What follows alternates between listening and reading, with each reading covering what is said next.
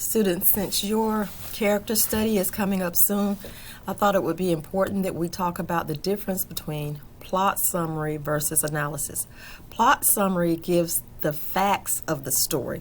That is something you need to make sure you don't overdo in your essay. If you simply tell what happens in the story, you won't do well with the assignment.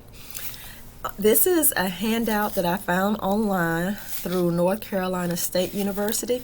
It is titled Analysis versus Summary. And as the authors of this page mentioned, generally in an analysis, only a mere 10% or less really should be summary, because again, the facts of the story, I have already read these stories that I've assigned to you guys, and I don't need to be told what actually happens in the story. 90% is analysis. So what this page does is to compare and contrast the difference between plot summary versus analysis.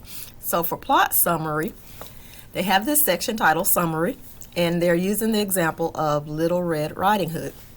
And they tell the who, the what, the where, the when, the why, and the how.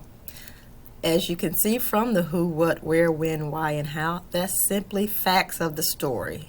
What happens from the beginning of the story to the end of the story. As we scroll down the page, we come to a section titled Analysis.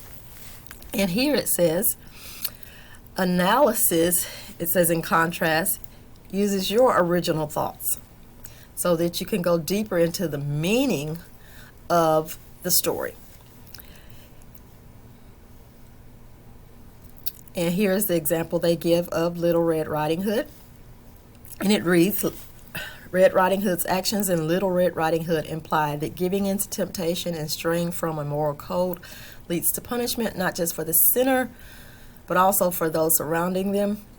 This punishment reinforces Christian moral codes present in medieval Germany and also stresses the value of obedience to its audience.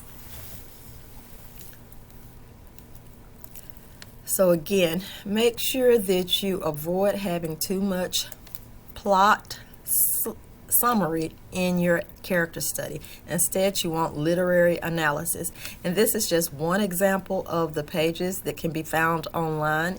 If you need more examples, just do a simple Google search and say plot summary versus literary analysis. Again, you could say plot summary versus literary analysis, but I think this example from North Carolina State University works well in that it uses a familiar story, Little Red Riding Hood, to which most people would be familiar, and it compares and contrasts a summary versus analysis.